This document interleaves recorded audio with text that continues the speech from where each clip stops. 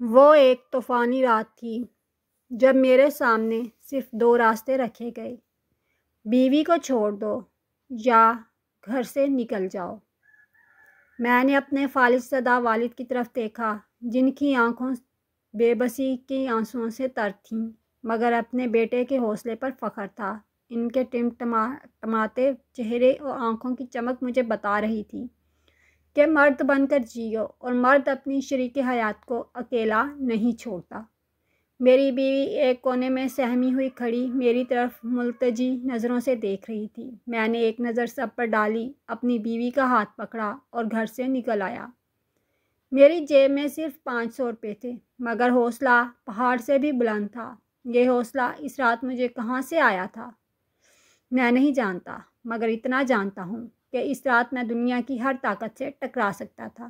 مہرونسا مجھے ایک حادثے میں ملی۔ شادی کی رات پہلی بار اسے دیکھا۔ شادی کیا تھی؟ جرگہ کا ایک فیصلہ تھا جو دو خاندانوں کے بیچ دشمنی کو صلح میں بدلنے کے لیے دیا گیا تھا۔ مہرونسا کے بھائی چچا نے میرے بھائی کو قتل کر دیا تھا۔ وہ تو جیل چلا گیا، مگر دشمنی دونوں طرف بن گئی۔ آئے روز ایک دوسرے پر گھات لگا کر فائرنگ کرنا، دونوں طرف زندگی اجیرن تھی۔ جرگہ نے دونوں خاندانوں کے بیچ فیصلہ دیا کہ قاتل کے گھر کی لڑکی مقتول کے گھر کے کسی لڑکے سے بیاہ دی جائے، اور قرعہ میرے نام نکلا کیونکہ میں سب سے چھوٹا تھا، 3rd ایئر کا اسٹوڈنٹ تھا۔ میرے پاس انکار کرنے کی یا احتجاج کرنے کی کوئی گنجائش نہ تھی۔ دبے لہجے میں احتجاج کیا بھی، مگر مجھے سب ایسے دیکھ رہے تھے جیسے میں دنیا کا سب سے بڑا بے غیرت انسان ہوں۔ گھر میں خوشیاں منائی جا رہی تھیں کہ دشمن کو منہ کی کھانی پڑ رہی ہے، ان کی عورت ہمارے گھر آئے گی۔ اب وہ ساری عمر ہمارے سامنے آنکھ اٹھا کر بات نہیں کر سکتے۔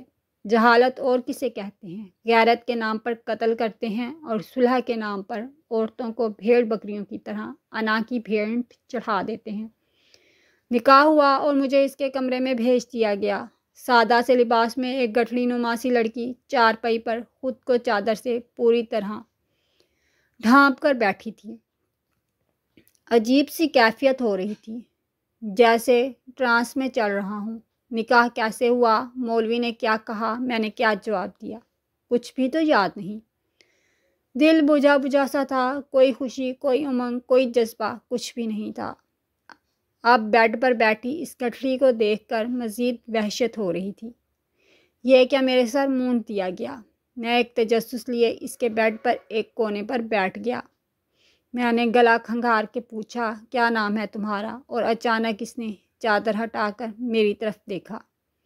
اس کے دونوں ہاتھ جڑے ہوئے تھے اور چہرہ آنسوؤں سے پورا تر تھا۔ گھگھیائے ہوئے لہجے میں کچھ بول رہی تھی، مجھے مت مارو۔ میں نے کچھ نہیں کیا۔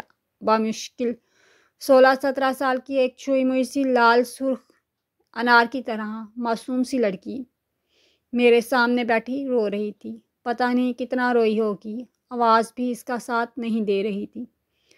میرے دل پر ایک تیر سا لگا، دکھ درد کی ایک لہر پورے بدن میں پھیل گئی۔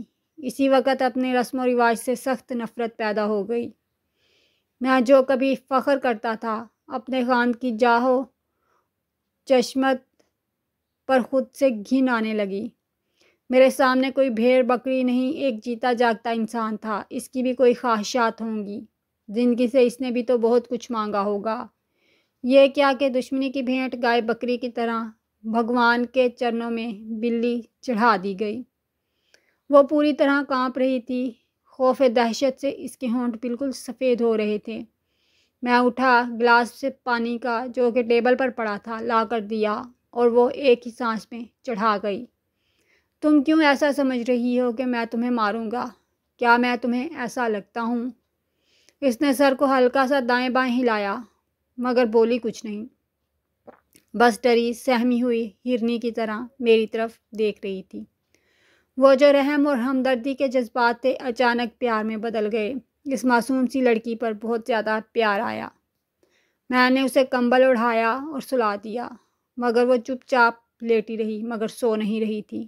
مجھے سمجھ نہیں آ رہی تھی کیسے اس کا ڈر ختم کروں۔ وہ رات گزر گئی۔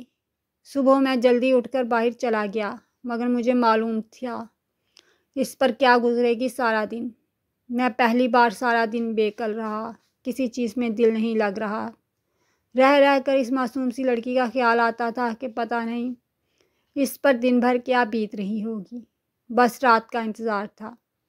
सारा दिन मटर गश्त करके घर आया तो उसे किचन में बर्तन मांजते हुए पाया। मैं खामोशी से अपने कमरे में चला गया। रात वो आई तो उसे देखकर दिल मसवस करके रह गया। एक दिन मैं मुरझा चुकी थी। इस रात उससे बहुत बातें की, बहुत मासूम थी, बहुत तसल्लियाँ दी, बहुत समझाया। दिन भर का हाल पूछा तो रो पड़ी। मुझ पर हैरत का पहाड़ टूट पड़ा जब इसने कहा कि मुझे खाना अलग दिया गया, साथ नहीं बिठाया। मैंने इसके दूसरे दिन ही अम्मी से बात की तो मुझे सब ने ऐसे देखा जैसे मैं मरीख से आया हूँ।